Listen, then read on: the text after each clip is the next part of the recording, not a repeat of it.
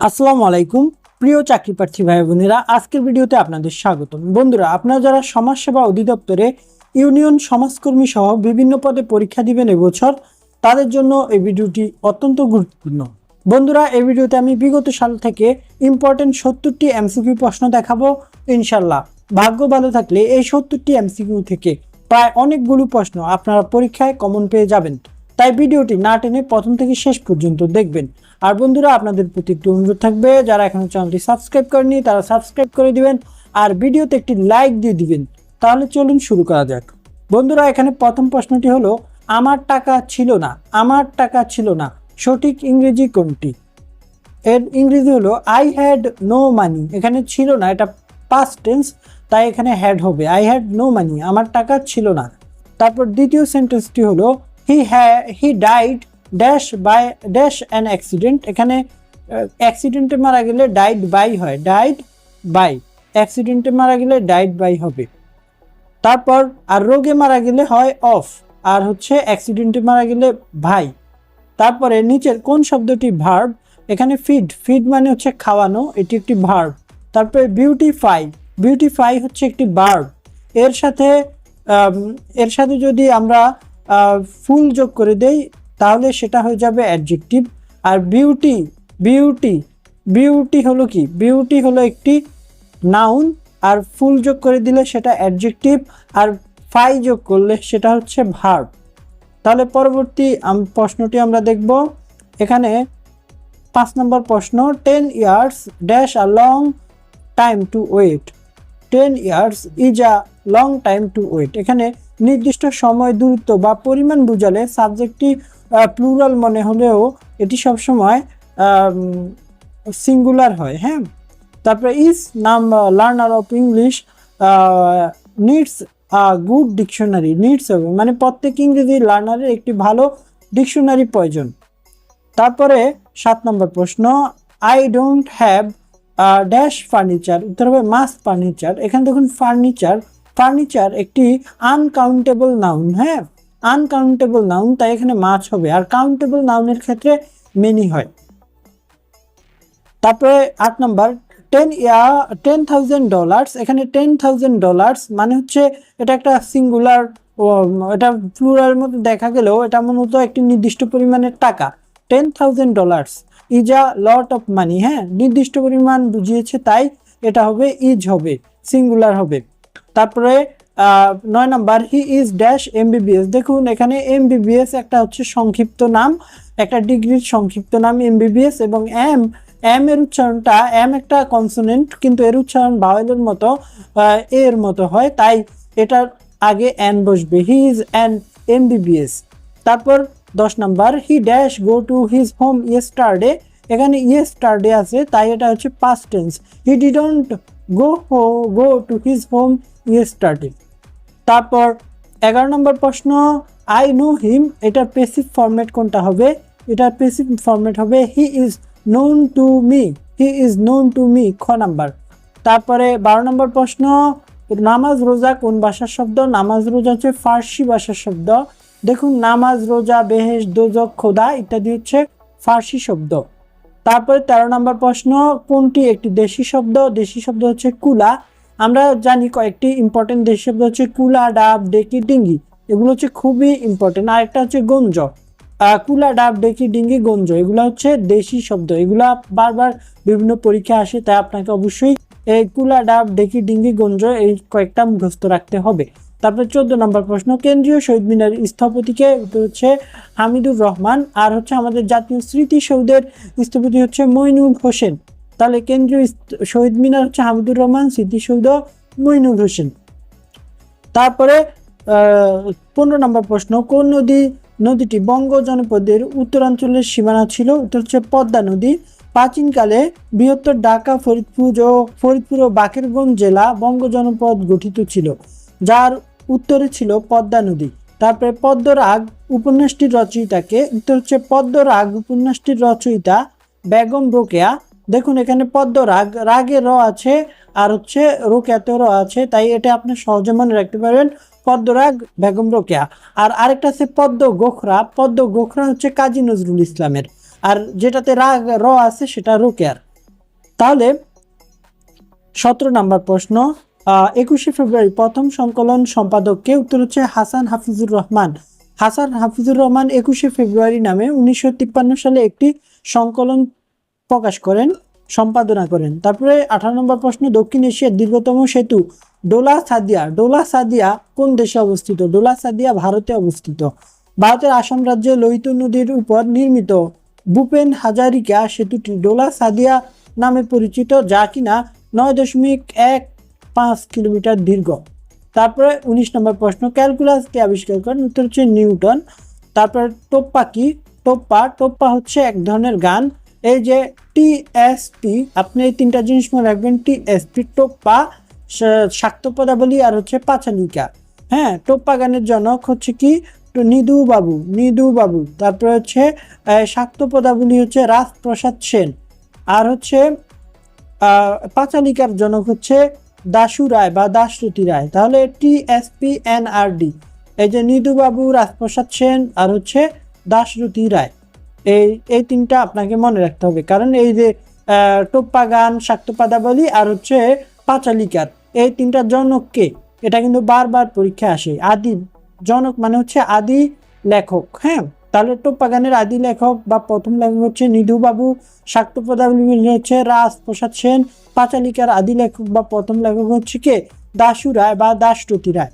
আর আরেকটা হচ্ছে কবি গানের জনক হচ্ছে বজলা গুই। কবি গানের জনক হচ্ছে গজলা গুই। আর শায়ের বা নাথ সাহিত্যের জনক হচ্ছে কে? নাথ সাহিত্যের জনক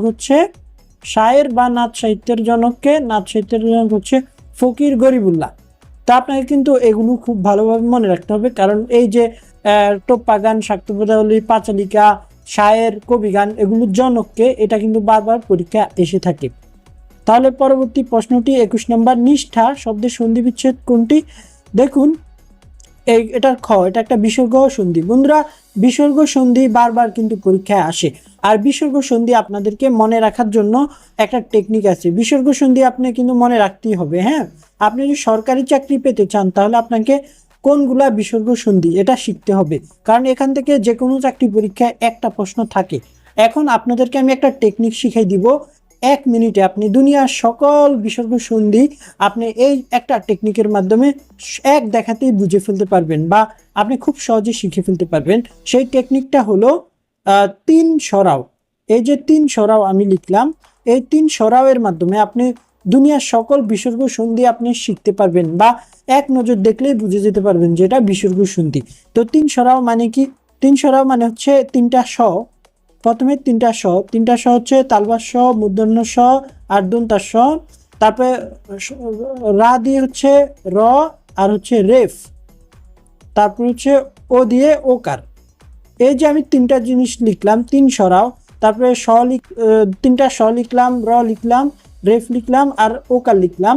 এই যে 1টা 2টা 3টা 4টা 5টা 6টা, এই 6টা জিনিস যদি কোনো শব্দে থাকে তাহলে এক কথায় সেটা হবে কি? সেটা হবে বিসর্গ সন্ধি। যেমন হচ্ছে তপবন, তপবন। তারপরে আবির্ভাব, তারপরে হচ্ছে দুরবস্থা, দুরবস্থা।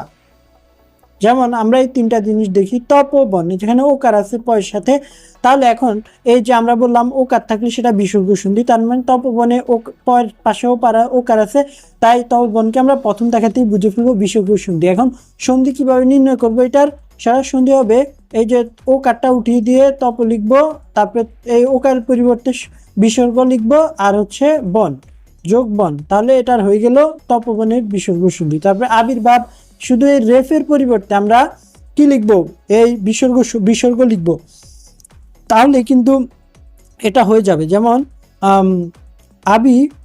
আবি তারপরে বিসর্গ দিয়ে ভাব, মানে হচ্ছে রেফটাও জাস্ট উঠিয়ে দিয়ে বিসর্গটা লিখে দিচ্ছি। তারপরে দুরবস্থা, এখানে বয়সিন্নরাও আছে, তাই এটা কি? তাই এটা হচ্ছে একটা বিসর্গ সন্ধি। তাহলে এই শুধুমাত্র বয়সিন্নরাটার উঠে দিয়ে তার পরিবর্তে বিসর্গ লিখলাম আর অবস্থা, তাহলে কিন্তু হয়ে গেল। তো এভাবে আপনি কোনো শব্দে যদি দেখেন যে তালবাস স, মূর্ধন্য স, দন্তা স, র, রেফ আর ওকার আছে, তাহলে বুঝে নেবেন সেটা বিসর্গ সন্ধি। তারপর সেটার পরিবর্তে আপনি জাস্ট ওই বিসর্গটা সেটা উঠিয়ে লিখে দিবেন, তাহলে কিন্তু সন্ধি নির্ণয় হয়ে যাবে। তারপরে বন্ধুরা আমরা 22 নম্বর প্রশ্নটি দেখব। 22 নম্বর প্রশ্নটি হলো ঐচ্ছিক। ঐচ্ছিকের বিপরীত শব্দ কোনটি? আবশ্যিক। ঐচ্ছিকের বিপরীত শব্দ হচ্ছে আবশ্যিক বা বাধ্যতামূলক। তারপরে 23 নম্বর প্রশ্ন। 23 নম্বর প্রশ্নে বলা হয়েছে একটি দেশে উৎপাদন বাড়লে কি হবে? উত্তর হচ্ছে কর্মসংস্থানের সুযোগ বাড়বে। হ্যাঁ, উৎপাদন বাড়লে হচ্ছে কর্মসংস্থানের সুযোগ বাড়বে। তাহলে একটি দেশে যখন উৎপাদন বাড়ে তখন কর্মসংস্থানের সুযোগ বাড়ে। তাহলে খাঁটি বাংলা উপসর্গ কয়টি? উত্তর হচ্ছে 21টি। 21টি হচ্ছে খাঁটি বাংলা উপসর্গ। আর তৎসম উপসর্গ হয়েছে কয়টি? তৎসম উপসর্গ হচ্ছে 20টি। খাঁটি বাংলা উপসর্গটি আমরা পরে একটা টেকনিক আছে, সেটা একটু বড় হয়ে যাবে ভিডিওটি দেখাতে গেলে, সেজন্য আপনাকে খাঁটি বাংলা উপসর্গের টেকনিক আর হচ্ছে তৎসমের উপসর্গের টেকনিক দেখাচ্ছি না, কিন্তু আপনি এক মিনিটে আপনি এগুলাও শিখে যাওয়ার আমার কাছে টেকনিক আছে। আমার ভিডিও নিয়মিত দেখলে আপনারা কিন্তু খুব সহজে এই সব কিছুতে এক্সপার্ট হয়ে যাবেন। হ্যাঁ, তাহলে পরবর্তীতে প্রশ্নটি 25 নাম্বার। কোনটি নিত্য স্ত্রীবাচক শব্দ? বাংলা শব্দ? উত্তর হচ্ছে সতীন। সতীন হচ্ছে নিত্য স্ত্রীবাচক বাংলা শব্দ। সতীন, সৎমা, দায়ী, এগুলো হচ্ছে নিত্য স্ত্রীবাচক শব্দ। তারপরে বিস্ময়, এর সঠিক উচ্চারণ কি? উত্তর হচ্ছে বিস্ময় গ, অর্থাৎ হচ্ছে বয়স্কের বি, তালবাস স, রে, তারপরে হচ্ছে হসন্ত, তারপরে শয়, তালবাস স অন্ত্যেষ্টিয়, এটা হচ্ছে সঠিক বিস্ময়। তারপর হচ্ছে বন্ধুর শব্দের বিপরীত শব্দ কি? বন্ধুর মানে হচ্ছে উঁচু নিচু, আর মসৃণ মানে সমান। বন্ধুর মানে অসমান, মসৃণ মানে সমান। তাহলে শরৎ শিশির অর্থ ক্ষণস্থায়ী বস্তু বা সুষমের বন্ধু, এই গ নাম্বার। তারপরে 29 নম্বর প্রশ্ন। কর্মে ক্লান্তি নেই, এটার সংক্ষিপ্ত কি? অক্লান্ত কর্মী, গ নাম্বার। তারপরে 30 নম্বর প্রশ্ন। বাংলা বর্ণমালায় মাত্রাহীন বর্ণ কয়টি? উত্তর হচ্ছে বাংলা বর্ণমালায় মাত্রাহীন বর্ণ হচ্ছে 10টি। দেখুন বাংলা বর্ণমালায় টোটাল বর্ণ আছে হচ্ছে 50টি, তার মধ্যে 39টি হচ্ছে স্বরবর্ণ, 39টি হচ্ছে ব্যঞ্জন বর্ণ, 11টি হচ্ছে স্বরবর্ণ। আর এই 50টির মধ্যে মাত্রাহীন পূর্ণ মাত্রা বর্ণ আছে 32টি। তারপর হচ্ছে পূর্ণ মাত্রা হচ্ছে 32টি, অর্ধমাত্রা হচ্ছে 8টি, আর হচ্ছে মাত্রাহীন হচ্ছে 10টি। তো আপনাকে কিন্তু এটা মুখস্থ করে যেতে হবে, ইম্পর্টেন্ট। হ্যাঁ, এটা বারবার পরীক্ষায় এসে থাকে। তাহলে পরবর্তীতে আমরা দেখি পরবর্তী প্রশ্নটি দেখব। তারপরে 31 নম্বর প্রশ্ন। সন্ধি এর সন্ধি বিচ্ছেদ কোনটি? উত্তর হচ্ছে খ নাম্বার, সম যোগ দ্বি। তারপরে 32 নম্বর প্রশ্ন। শুদ্ধ বানান কোনটি? উত্তর হচ্ছে পিপিলিকা। এই পিপিলিকা বানানটি রসিকার দিগিকার, রসিকার দিগিকার এই নিয়মে হয়। হ্যাঁ, মানে কোনো একটা শব্দ প্রথমে রসিকার হয়, তারপর একটা দিগিকার হবে, তারপর একটা রসিকার হলে পরটা দিগিকার হবে। তো এই পিপিলিকা শব্দটি এভাবে তৈরি। তারপরে 33 নম্বর হচ্ছে ক্ষীয় যুক্তাক্ষরটি কোন কোন অক্ষরে গঠিত? উত্তর হচ্ছে ক যোগ স, এইটা। তারপরে আমি শব্দটি কোন লিঙ্গ? আমি হচ্ছে একটি উভয় লিঙ্গ। আমরা, আমরা ইত্যাদি হচ্ছে পুরুষ এবং স্ত্রী দুটাকেই বোঝায়। তারপরে হচ্ছে 35 হচ্ছে নাগরিক, বাংলাদেশের নাগরিকদের পরিচয় হচ্ছে বাংলাদেশি। তারপরে এটা হচ্ছে কত? এটা হচ্ছে তারপরে আমরা 36 নম্বর প্রশ্ন দেখবো। জাতির জনক শেখ মুজিবুর রহমানের জন্মস্থান হচ্ছে, এটা হচ্ছে গোপালগঞ্জ, কিন্তু এই প্রশ্নটি এখন আর ইম্পর্টেন্ট না, এটা বিগত সালের প্রশ্ন আমি দেখাচ্ছি, তাই এই প্রশ্নটি এখানে রয়েছে, কিন্তু এটা পরীক্ষা আসবে না। তারপরে 37 নম্বর প্রশ্ন। বাংলাদেশ টেস্ট ক্রিকেট টিমের অধিনায়ককে? উত্তর হচ্ছে, এটাও এখন আর ইম্পর্টেন্ট না। তারপরে 38 নম্বর প্রশ্ন। কোন জাতীয় খাদ্য পাকস্থলীতে অনেকক্ষণ থাকে? উত্তর হচ্ছে স্নেহ জাতীয় খাদ্য, ফ্যাট বা স্নেহ জাতীয় খাদ্য পাকস্থলীতে বেশিক্ষণ থাকে। তারপর 39 নম্বর প্রশ্নটি হলো কোনটি সর্বনাম? কি হচ্ছে একটি সর্বনাম? এটি হচ্ছে প্রশ্নবাচক সর্বনাম।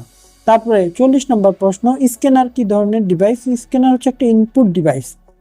তারপরে বন্ধুরা 41 নম্বর প্রশ্ন হচ্ছে OMR এর পূর্ণরূপ কি? উত্তর হচ্ছে অপটিক্যাল মার্ক রিকগনিশন। দেখুন অনেক বইতে দেওয়া OMR মানে হচ্ছে অপটিক্যাল মার্ক রিডার, কিন্তু রিডার দিলে হবে না, এটার উত্তর হচ্ছে রিকগনিশন, অপটিক্যাল মার্ক রিকগনিশন। আর প্রশ্নে যদি রিকগনিশন অপশনে যদি না থাকে, অপশনে যদি শুধু রিডার থাকে, তখন আপনারা রিডার দিতে পারেন, কিন্তু সঠিক হচ্ছে অপটিক্যাল মার্ক রিকগনিশন। তারপর বন্ধুরা 42 নম্বর প্রশ্ন। র্যাম কি? র্যাম হচ্ছে একটি অস্থায়ী মেমোরি। হ্যাঁ, র্যাম হচ্ছে একটি অস্থায়ী মেমোরি বা ভোলাটাইল মেমোরি। র্যাম হচ্ছে অস্থায়ী বা ভোলাটাইল। আর হচ্ছে রোম হচ্ছে একটি স্থায়ী মেমোরি বা নন ভোলাটাইল মেমোরি। হ্যাঁ, আর আপনাকে বলে রাখা ভালো, র্যামের পূর্ণরূপ হচ্ছে র্যান্ডম অ্যাক্সেস মেমোরি। এটি একটি ভোলাটাইল বা অস্থায়ী মেমোরি এবং এটি একটি প্রাইমারি মেমোরি।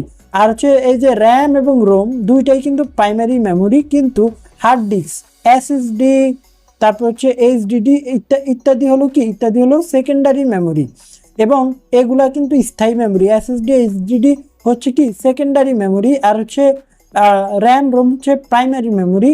কিন্তু র্যাম রোম প্রাইমারি মেমোরি হলেও এই র্যামটা হচ্ছে, রোমটা হলো স্থায়ী আর হচ্ছে র্যামটা হচ্ছে অস্থায়ী। আর এসএসডি এইচডিডি হচ্ছে সেকেন্ডারি মেমোরি এবং এইগুলো হচ্ছে স্থায়ী মেমোরি। তাহলে 43 নম্বর প্রশ্ন, ফ্রান্সের বর্তমান, এটা ইম্পর্টেন্ট না।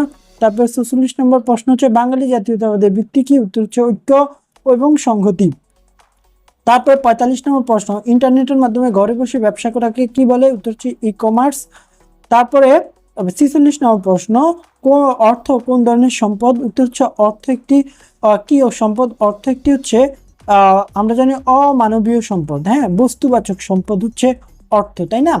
দেখুন, গার্হস্থ্য অর্থনীতিতে সম্পদ হচ্ছে দুই প্রকার, মানবীয় সম্পদ এবং অমানবীয় সম্পদ। দেখুন, আমরা যে মানবীয় সম্পদ যেমন দক্ষতা, সময়, শিক্ষা, দক্ষতা, সময়, যোগ্যতা ইত্যাদি হচ্ছে কি অমানবীয় সম্পদ। এগুলো মানবীয় সম্পদ, তাই না? এই যে দক্ষতা, শিক্ষা, যোগ্যতা, সময় ইত্যাদি হচ্ছে মানবীয় সম্পদ। এগুলো একটা মানুষের থেকে আরেকটা মানুষ চাইলেই নিয়ে নিতে পারে না। এগুলো মানুষ সময়ের সাথে সাথে নিজে নিজে অর্জন করে, এগুলো টাকা দিয়ে কিনা যায় না। কিন্তু বস্তুগত বা অমানবীয় সম্পদ হচ্ছে টাকা পয়সা, ঘর বাড়ি, জমি ইত্যাদি। হ্যাঁ, অমানবীয় সম্পদ বা বস্তুগত সম্পদ এগুলো আপনি টাকা দিয়ে কিনতে পারবেন, কিন্তু এই যে মানবীয় সম্পদ যেগুলো, সেগুলো টাকা দিয়ে কিনা যাবে না। তাহলে সম্পদ দুই প্রকার, মানবীয় সম্পদ, অমানবীয় সম্পদ। মানবীয় সম্পদ টাকা দিয়ে কিনা যায় না, অমানবীয় সম্পদ টাকা দিয়ে কিনা যায়। তাহলে কি অর্থ বা টাকা হচ্ছে অমানবীয় সম্পদ। তাহলে 47 নম্বর প্রশ্ন, কোন ক্ষুদ্র নৃগোষ্ঠীর লোকেরা বাড়িতে অতিথি এলে পান, সুপারি, চা দিয়ে আপ্যায়ন করে, উত্তর হচ্ছে খাসিয়া। খাসিয়া হচ্ছে একটি মাতৃতান্ত্রিক ক্ষুদ্র নৃগোষ্ঠী, আর হচ্ছে গারো কিন্তু মাতৃতান্ত্রিক। হ্যাঁ, গারো এবং খাসিয়া এই দুইটার হচ্ছে পরিবারে মা হচ্ছে প্রধান। এবং আপনাকে বলে রাখা বলে, খাসিয়ারা বসবাস করে সিলেটে এবং গারোরা হচ্ছে ময়মনসিংহ, নেত্রকোনা ইত্যাদিতে বসবাস করে। তাহলে আমরা পরবর্তী প্রশ্ন দেখি, কোনটি সৌরজগতের বস্তু নয়, উত্তর হচ্ছে গ্যালাক্সি। দেখুন, গ্যালাক্সি হলো কোটি কোটি নক্ষত্র এবং সৌরজগতের বিশাল সমাবেশ, তাই এগুলা সৌরজগতের অংশ নয়। তারপর 49 নম্বর প্রশ্ন, জাঙ্ক ফুডের নিচের কোনটি আধিক্য থাকে, উত্তর হচ্ছে চর্বির আধিক্য থাকে, চর্বি বা ফ্যাটের আধিক্য থাকে জাঙ্ক ফুডে। 50 নম্বর প্রশ্ন হচ্ছে বছরের বৃহত্তম দিন কোনটি। দেখুন, বছরের বৃহত্তম দিন হচ্ছে 21 জুন। আমরা যে গোলার্ধে বাস করি তাকে বলা হচ্ছে উত্তর গোলার্ধ। আমরা বাংলাদেশ হচ্ছে উত্তর গোলার্ধে অবস্থিত, আর উত্তর গোলার্ধে 21 জুন হচ্ছে সবচেয়ে বড় দিন, বছরের সবচেয়ে বৃহত্তম দিন 21 জুন। আর অন্যদিকে দক্ষিণ গোলার্ধে এই 21 জুন হচ্ছে সবচেয়ে ক্ষুদ্রতম দিন। তাহলে 51 নম্বর প্রশ্ন, চির বসন্তের শহর নামে পরিচিত কোন দেশ বা শহর, উত্তর হচ্ছে ইকুয়েডর। ইকুয়েডরকে বলা হয় চির বসন্তের দেশ। দেখুন, ইকুয়েডরের রাজধানী হচ্ছে কুইটো। কুইটোকে চির বসন্তের সিটি বা চির বসন্তের শহর বলা হয়, city of eternal spring. City of eternal spring বলা হয় কাকে, কুইটো। কুইটো হচ্ছে ইকুয়েডরের রাজধানী। তাহলে 52 নম্বর প্রশ্ন, 52 নম্বর প্রশ্ন হচ্ছে জাতীয় স্মৃতিসৌধের স্থপতি কে, উত্তর হচ্ছে মইনুল হোসেন। আর হামিদুর রহমান হচ্ছে শহীদ মিনারের স্থপতি। তারপর আমরা এই নতুন কোটি হচ্ছে সংসপ্তক এই ভাস্কর্যের স্থপতি। আর হচ্ছে মইনুল হোসেন হচ্ছে স্মৃতিসৌধ, হামিদুর রহমান শহীদ মিনার। মাকড়সার কয়টি পা, উত্তর হচ্ছে 8টি পা। মাকড়সা হচ্ছে একটি আর্থ্রোপোডা পর্বের প্রাণী, অ্যারাকোনিড শ্রেণীর প্রাণী বা আর্থ্রোপোডা পর্বের প্রাণী। তারপর হচ্ছে 54 নম্বর প্রশ্ন, বাংলাদেশের স্বাধীনতার ঘোষণা বার্তাটি, এটা এখন আর ইম্পর্টেন্ট না। বাংলাদেশের স্বাধীনতার ঘোষক হচ্ছে জিয়াউর রহমান, তিনি কালুরঘাট বেতার কেন্দ্র থেকে স্বাধীনতার ঘোষণা দিয়েছিলেন। তারপরে হচ্ছে লুপ্ত সংখ্যাটি কত। এখানে দেখুন, এই পাশ থেকে যদি আমরা যাই তাহলে দেখব যে প্রথম সংখ্যাটি 1, তারপরে একের সাথে যদি আমি 3 গুণ করি তাহলে হবে প্রথম সংখ্যা 1, তারপরে একের সাথে 3 গুণ করলে হবে 3, তারপরে হচ্ছে 3-এর সাথে যদি 3 গুণ করি তাহলে পাচ্ছি হচ্ছে 9, তারপরে 9-এর সাথে যদি আবার 3 গুণ করি তাহলে 27, তারপরে 27-এর সাথে 3 গুণ করলে হয় কত, 81।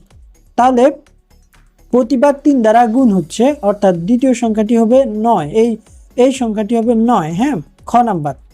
তাহলে দেখুন 56 নম্বর প্রশ্নে বলা হয়েছে 1 ঘন্টা 40 মিনিট 5 ঘন্টার কত অংশ। আমরা আগে দেখি 1 ঘন্টা 40 মিনিট সমান সমান হচ্ছে 1 ঘন্টা 60 মিনিট, আর যে 40 মিনিট, তাহলে 60 আর 40 হচ্ছে 100 মিনিট। তাহলে 1 ঘন্টা 40 মিনিট মানে 100 মিনিট, আর 5 ঘন্টা আর হচ্ছে 5 ঘন্টা সমান সমান হচ্ছে 5 ঘন্টা হচ্ছে 5 গুণন 60, তাহলে 5 × 30 300 মিনিট। তাহলে বলছে যে কত অংশ, তাহলে আমরা 300-কে নিচে দেই আর হচ্ছে 100-কে উপরে দিয়ে কাটাকাটি করে দিলে হবে 1/3 অংশ। হ্যাঁ, তাহলে 1 ঘন্টা 40 মিনিট 5 ঘন্টার 1/3 অংশ, ক নাম্বার। তারপরে 57 নম্বর প্রশ্নে 1, 9, 25, 49, 81 ধারাটির পরবর্তী সংখ্যা কত। দেখুন এখানে আমরা যদি প্রথমে 1 দেই, এখানে 1 লিখুন 1, তারপরে যদি আমরা দেখি 3, তারপরে 5, তারপরে দেখুন এই যে 5, তারপরে 1-কে যদি স্কোয়ার করি তাহলে 1 হয়, 3-কে স্কোয়ার করলে 9 হয়, 5-কে স্কোয়ার করলে 25 হয়, 7-কে স্কোয়ার করলে 49 হয়, 9-কে স্কোয়ার করলে হয় কত 81। তাহলে পরবর্তীতে হবে 11-কে স্কোয়ার করলে হবে হচ্ছে 121, অর্থাৎ প্রত্যেকটা বিজোড় সংখ্যাকে স্কোয়ার করা হয়েছে, তাহলে 121 হচ্ছে পরবর্তী সংখ্যাটি। তাহলে 58 নম্বর প্রশ্ন, কোন ভগ্নাংশটি 2/3 থেকে বড়। দেখেন 2/3 থেকে বড় একটা কোনটা বড় কোনটা ছোট, সেটা ভগ্নাংশের ক্ষেত্রে কোনটা বড় কোনটা ছোট বের করার একটা টেকনিক হলো, প্রথমে এই সংখ্যাটি আমরা লিখব 2/3 লিখে প্রথম সংখ্যা দিয়ে আমরা আড়াআড়ি গুণ করব। দেখুন 33/50, এখন আড়াআড়ি গুণ করার পর এটা দিয়ে এটাকে 50 দুগুণে হবে 100, আর হচ্ছে কত 50 দুগুণে 100 আর হচ্ছে 3 33 হয় 99। তাহলে এইটা বড়, যেটার উপরে থাকবে বড়টা সেটা বড়। দেখুন এই 99 থেকে 100 বড়, তাই 2-3 হচ্ছে এই 33/50 থেকে বড়। কিন্তু আমাকে প্রশ্ন বলা হয়েছে 2-3 থেকে কোনটা বড়, অর্থাৎ কোনটা এটা হতে হবে ছোট আর যেটার সাথে তুলনা করবে সেটা হতে হবে বড়। তাহলে আমরা আবার লিখি 2-3, তারপর খ নাম্বার অপশন দিয়ে টেস্ট করে দেখি 11। দেখুন 2-11 হচ্ছে কত, 2-11 হচ্ছে 22, আর হচ্ছে 3-8 8 গুণ 16 3-24। এখন এই সংখ্যাটার উপরে বৃহত্তম সংখ্যা আছে, তাই আমরা খ নাম্বারকে অ্যান্সার দেবো। আর খ নাম্বার হচ্ছে 8/11 হচ্ছে বৃহত্তম। তাহলে 59 নম্বর, নিচে কোনটি মৌলিক সংখ্যা হচ্ছে 7। আমরা জানি 1 থেকে 100 পর্যন্ত হচ্ছে 25টি মৌলিক সংখ্যা রয়েছে, যেমন আচ্ছা সেটা পরে অন্য দেখাই দিই একটু। মৌলিক সংখ্যা নির্ণয়ের 1 থেকে 100 পর্যন্ত 25টি মৌলিক সংখ্যা নির্ণয় রয়েছে, এবং মৌলিক সংখ্যা নির্ণয় সূত্র হচ্ছে 2 2 3 2 2 3 2 1। কোন সংখ্যার শুধুমাত্র 2 ব্যতীত সকল জোড় সংখ্যা হচ্ছে যৌগিক সংখ্যা। তারপর হচ্ছে যেই সংখ্যা 3 দ্বারা ভাগ যাবে সেটা হচ্ছে যৌগিক সংখ্যা।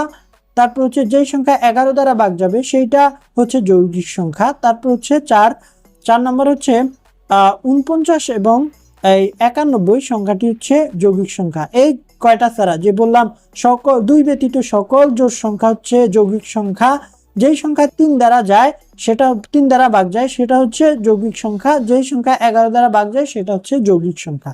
তাহলে এই 4টা শর্ত যেই সংখ্যা পূরণ করবে যেই সংখ্যা পূরণ করবে সেগুলা ব্যতীত বাকি যত সংখ্যা আছে সবগুলো হচ্ছে মৌলিক সংখ্যা।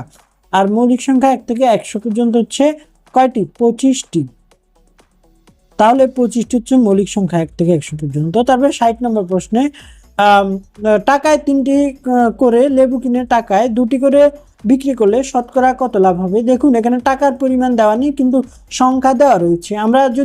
আপনি যদি 3টা কলা কিনে 3টা লেবু কিনে ওই একই পরিমাণ টাকায়, মানে 1 টাকায় যদি 3টা লেবু কিনে আপনি যদি 1 টাকাতে 2টা লেবু কিনে বিক্রি করে দেন, তাহলে আপনার কিন্তু টাকা কোনো লস হলো না, কিন্তু আপনার একটা লেবু আপনার কাছে থেকে গেল, তাহলে আপনার লাভ হলো একটা লেবু। অর্থাৎ যদি টাকা না দিয়ে কোনো কিছু সংখ্যা দিয়ে দেয় তাহলে লাভ সমান সমান হচ্ছে ক্রয় সংখ্যা মাইনাস বিক্রয় সংখ্যা।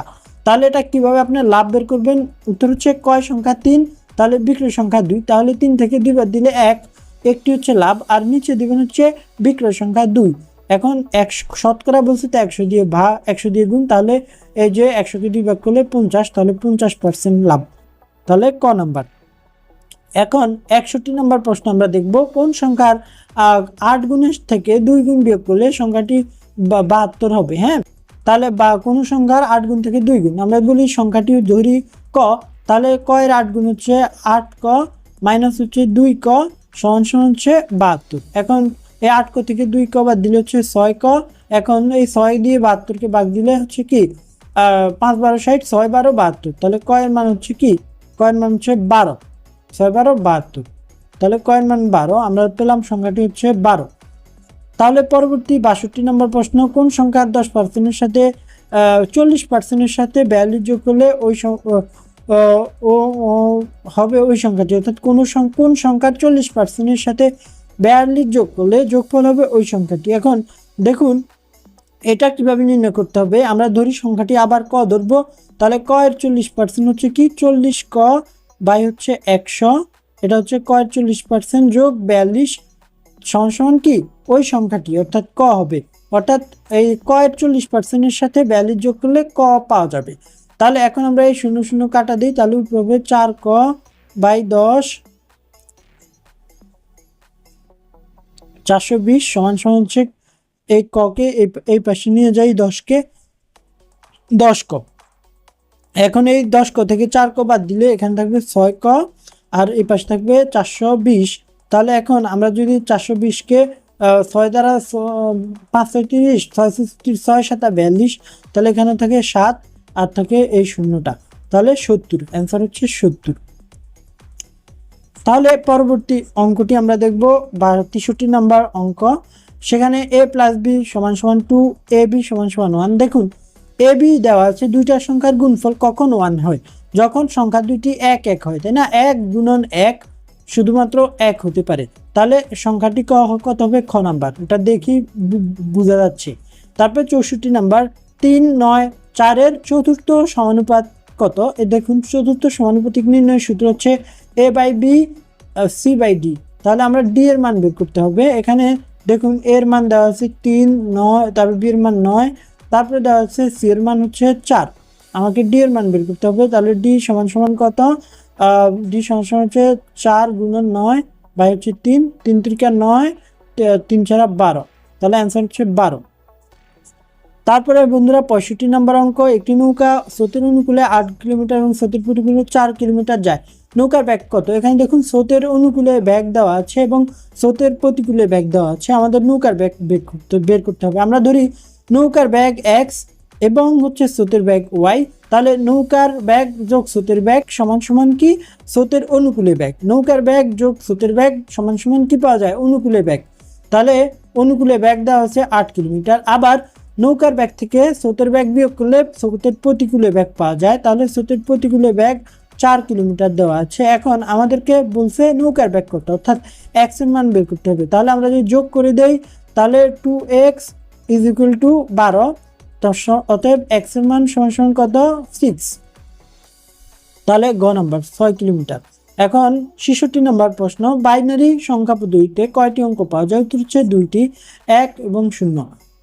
67, ব্যাংকে কত টাকা রাখলে 8% হারে মুনাফায় 2 বছরে চক্রবৃদ্ধি মূলধন 5200 টাকা হবে। এখানে দেখুন আমরা জানি যে সি সমান সমান P into 1 plus R by 100 into T, অর্থাৎ 2 বছর। হ্যাঁ, এই সূত্র দিয়ে আপনি পি এর মানটা বের করে ফেলবেন। এখানে সি মানে হচ্ছে চক্রবৃদ্ধি মূলধন, তাহলে এভাবে ক্যালকুলেশন করলে, এখানে আমি করে দিয়েছি, আপনি যদি এভাবে ক্যালকুলেশন করেন তাহলে এই অ্যান্সারটা পেয়ে যাবেন, গ নাম্বার। তারপরে 68 নম্বর প্রশ্ন, 90 ডিগ্রি কোণের পূরক কোণের মান কত। আমরা জানি পূরক কোণ কি, পূরক কোণ যখন দুইটা কোণের যোগফল সমান সমান 90 ডিগ্রি হয়, তখন এই দুইটা কোণ যখন 90 ডিগ্রি হবে তখন এই দুইটাকে বলা হবে একটি অপরটির পূরক কোণ। আবার যখন দুইটা কোণের মান হবে 180 ডিগ্রি, তখন আমরা বলবো এই দুইটা কোণ একজন আরেকজনের সম্পূরক কোণ। তাহলে এখানে বলছে যে পূরক কোণ, পূরক কোণ হচ্ছে 90 ডিগ্রি কোণের পূরক কোণ কত, অর্থাৎ একটি কোণ দেওয়া আছে 90 ডিগ্রি, তাহলে অন্য আরেকটা কোণের মান কত। তাহলে একটা কোণ যদি এখানে দেখুন, এখানে যদি এক্স এর মান যদি হয় 90 ডিগ্রি, তাহলে ওয়াই এর মান হবে কত, 90 বিয়োগ 90 সমান সমান 0 ডিগ্রি, অর্থাৎ অ্যান্সার ক। তাহলে পরবর্তী অঙ্কটি হচ্ছে 69 নম্বর প্রশ্ন, X is greater than Y and Z is less than 0। তাহলে কোনটি সঠিক? উত্তর হচ্ছে গ নাম্বারটা, X Z is less than Y Z. কেন? কারণ দেখুন এই দুইটা আমরা কিন্তু জানি না। এই দেখুন এই জিরো, জেড হচ্ছে কি, জেড হচ্ছে 0 থেকে কম মানে হচ্ছে ঋণাত্মক সংখ্যা, তাই না? 0 থেকে কম মানে হচ্ছে ঋণাত্মক সংখ্যা। তাহলে ঋণাত্মক সংখ্যার সাথে কোনো সংখ্যা যখন গুণ হবে তখন সেটা ঋণাত্মক হয়ে যাবে, আর তাই এই সংখ্যাটি হচ্ছে ঋণাত্মক, আর এটা হচ্ছে ধনাত্মক, তাই ধনাত্মক সংখ্যা ঋণাত্মক সংখ্যা থেকে বড়। তারপরে 70 নম্বর প্রশ্ন, লুপ্ত সংখ্যাটি কত? এখানে আমরা যে এই পাশ থেকে করি তাহলে দেখতে পাবো যে একের সাথে 3 গুণ করলে 3 একে 3, তারপর হচ্ছে 3-এর সাথে 3 গুণ করলে 3 3-কে 9, তারপরে 9-এর সাথে 3 গুণ করলে 27, এভাবে বাড়বে। তারপরে 27-এর সাথে 3 গুণ করলে হয় 81। তাহলে আমরা এইটা কত পাচ্ছি? 9, খ নাম্বার। তো বন্ধুরা এই ছিল আপনাদের প্রশ্ন। এই 70টি প্রশ্ন খুবই গুরুত্বপূর্ণ ছিল। ইনশাল্লাহ এখান থেকে বেশ কয়েকটি প্রশ্ন কিন্তু আপনার পরীক্ষায় কমন পাবেন। তো বন্ধুরা আজকের মতো এই পর্যন্তই। আপনাদের সর্বপ্রতি অনুরোধ থাকবে ভিডিওতে একটি লাইক দিয়ে দেওয়ার এবং চ্যানেলটি সাবস্ক্রাইব করার। আল্লাহ হাফিজ।